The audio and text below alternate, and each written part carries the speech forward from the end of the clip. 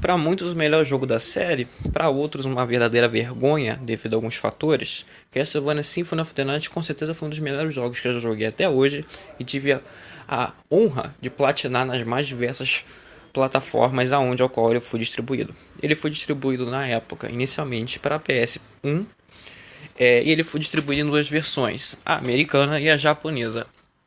Existem grandes características nessas duas versões com relação à diferença.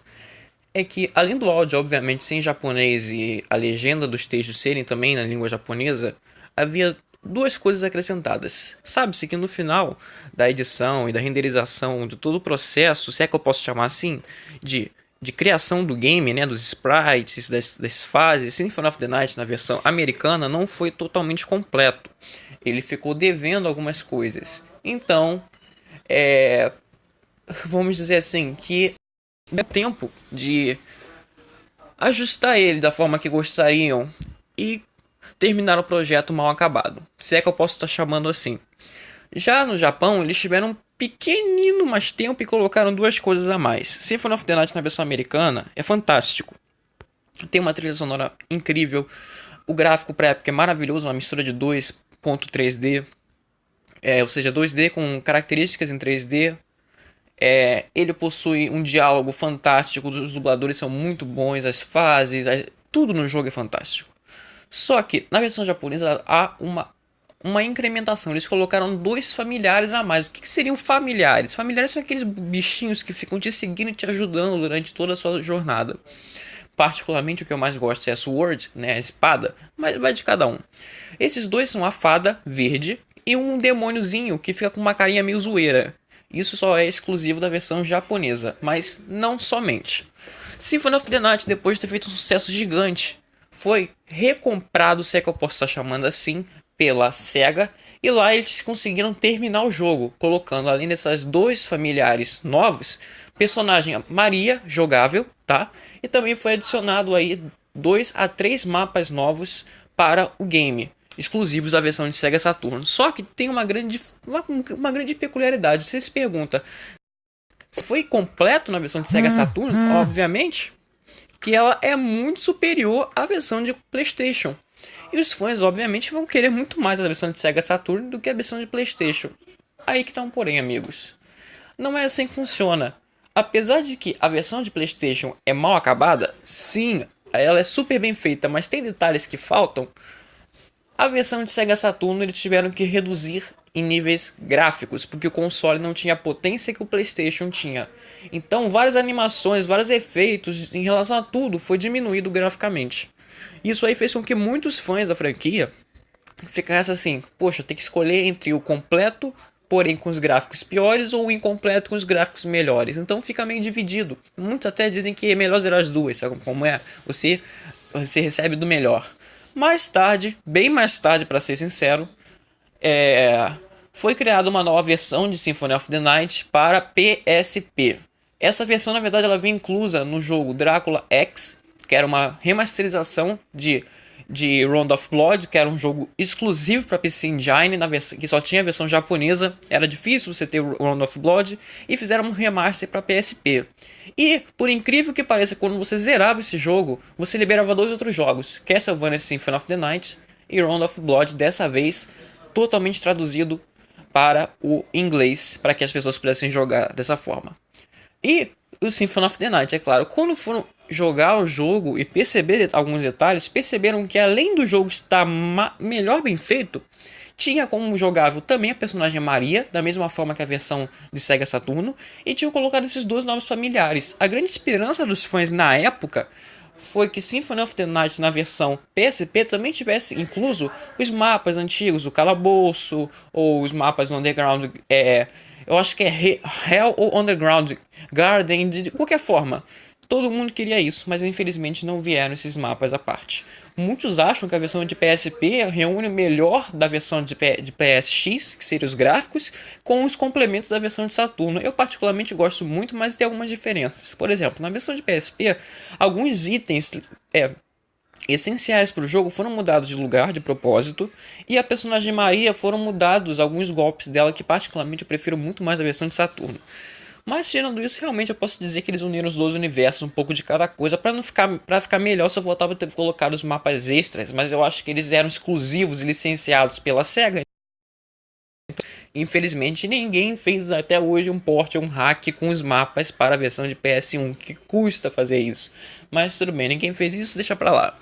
Então, Castlevania teve esse grande, vamos dizer assim, avanço, né? Afinal de contas, a maioria das pessoas só comprava a versão do Drácula X, que foi remasterizado para PSP, para jogar o Round of Blood em inglês e o Symphony of the Night com as versões, com a versão um pouco mais melhorada, por assim se dizer.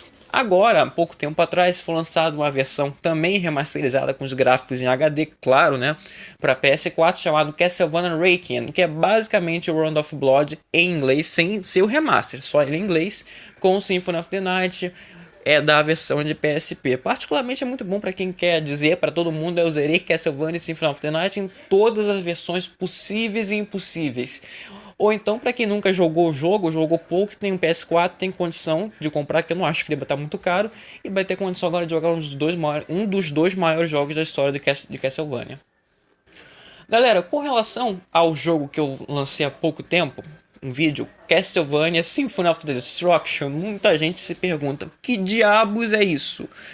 Todo mundo acha que esse jogo é uma versão, um port de Symphony of the Night para o console Dreamcast. Só que as pessoas não entendem que Dreamcast também era da SEGA, se eu não me engano. E por que a SEGA iria fazer um port de um jogo que ela já tinha em outra plataforma dela mesma? É inútil.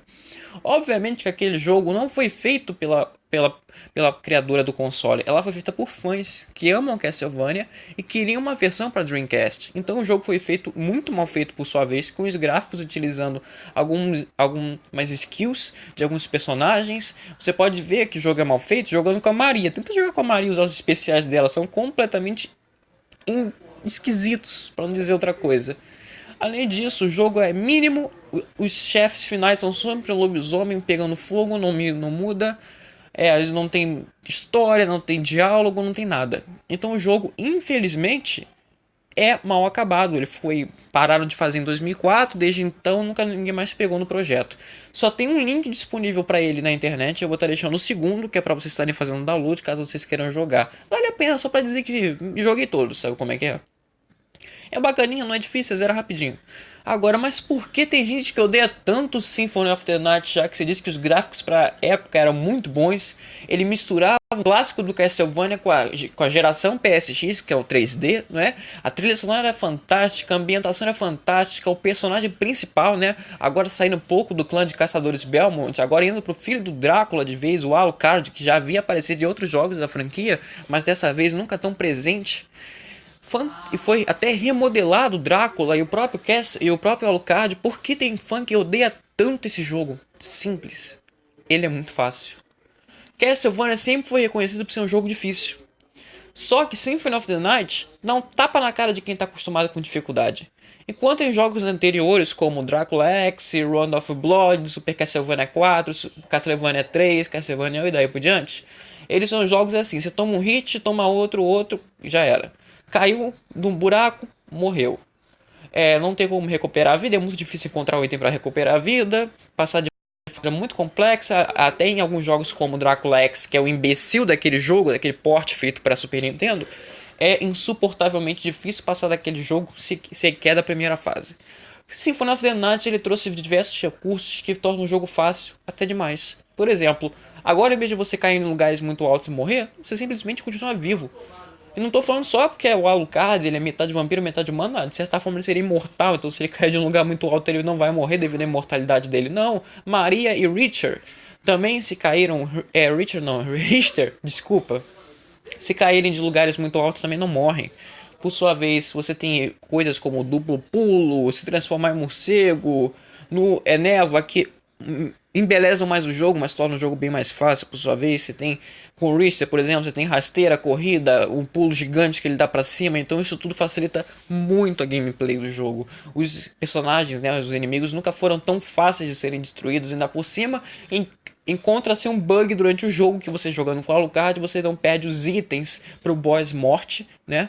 Que faz com que você fique super overpowered no começo do jogo e passe o rodo em todo mundo com pouquíssimos golpes.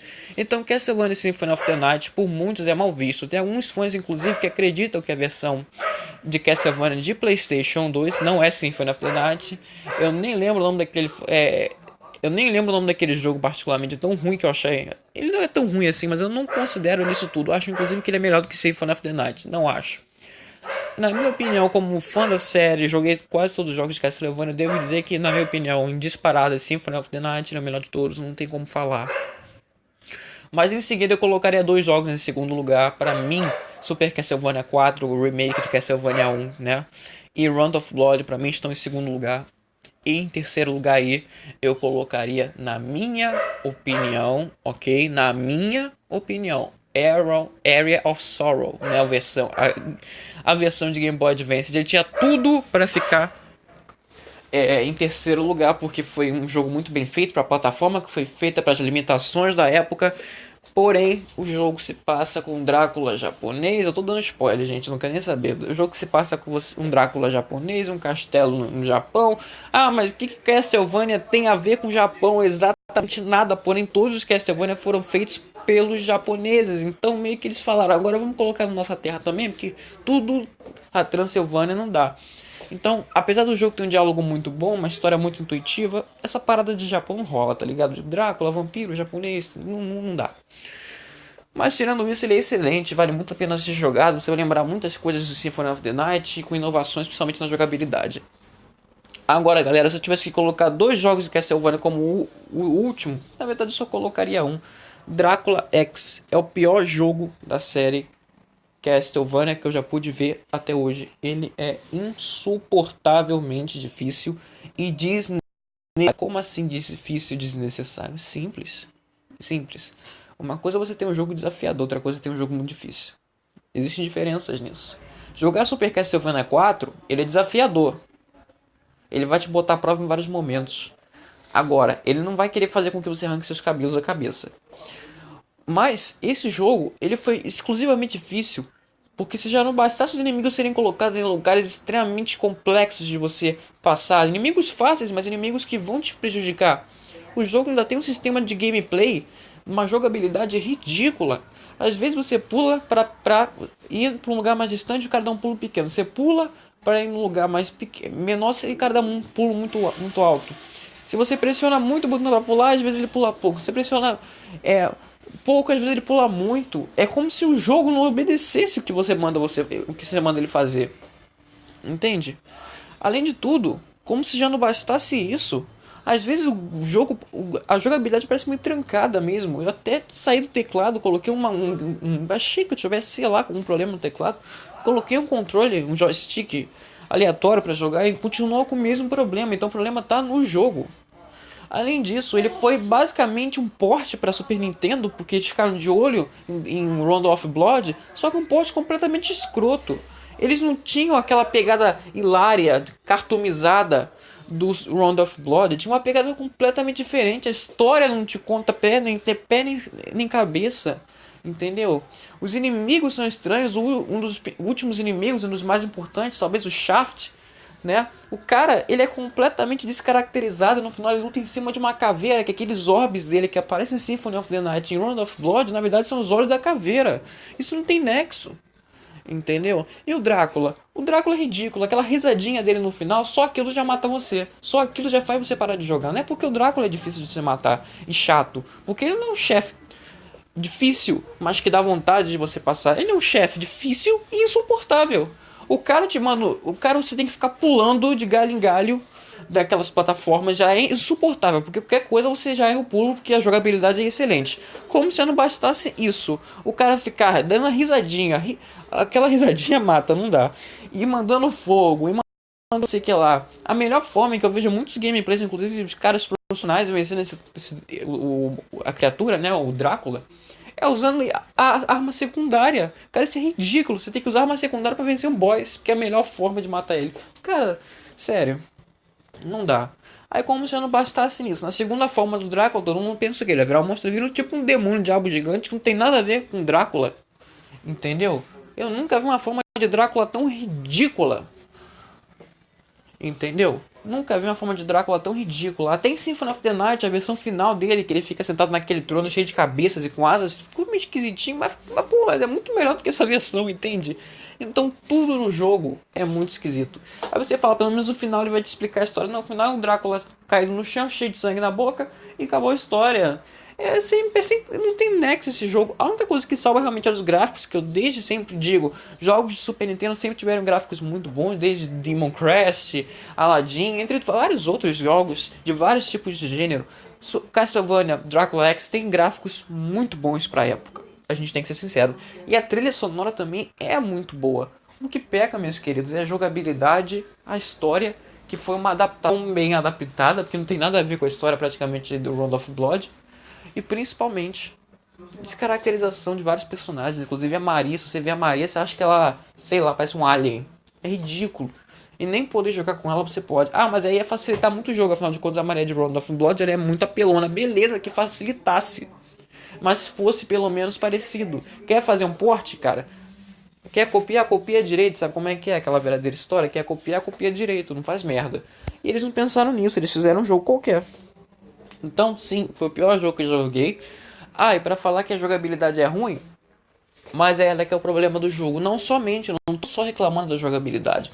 Super Castlevania 4, outro gênero, outro game também lançado para Super Nintendo, tem uma jogabilidade muito semelhante, não tão ruim assim, mas é muito semelhante. Porém, os gráficos, o jogo em si, ele é muito intuitivo, ele te atrai muito pro jogo. Os inimigos são difíceis, mas eles não são ridiculamente patéticos. Sabe o que é difícil? É você saber que o boss, o inimigo que você vai enfrentar, vai te dar dificuldade. Outra coisa, o inimigo tá posicionado numa merda numa região que você não consegue pular de um bloco pro outro, porque o jogo não te deixa pular. É quando você pula, o inimigo te empurra de volta. Isso não é difícil, isso é irritante. Tem outro nome pra isso, ok? Ok? É a mesma coisa que você querer jogar Dark Souls, pegar você, sabe aqueles rolamentos que você dá no Dark Souls às vezes para esquivar dos inimigos? Pega aquilo e faça com que seu boneco te obedeça quando ele quer. Ah, uma hora, quando você aperta, tem horas que você aperta para rolar, ele rola, tem horas que você não aperta, ele não rola, ele rola. Então, é como se fosse isso, entende? É ridículo. Mas galera, essa é a minha opinião, é o meu top 4 de jogos de Castlevania. Eu sou muito fã da série, já joguei vários jogos, não joguei todos. Vou jogar agora de novo 2 vezes. Eu decidi jogar novamente a versão de Sega Saturn, só com a Maria, tá? Porque eu já zerei com a Alucard e agora eu quero zerar com a Maria. E vou zerar a versão japonesa de Castlevania Symphony of the Night de PSX, só que com patch que traduz pro inglês, tá? Apesar que eu já sei a história toda, já sei os itens, mas é bem melhor, né? Já que eu vou jogar a versão de Sega Saturn também, japonesa, pra diferenciar um pouquinho, sabe? Mas é isso aí. Quem tiver condição e puder, compre a versão Raycan para PS4, que vocês não vão desperdiçar, não. São dois jogos excelentes.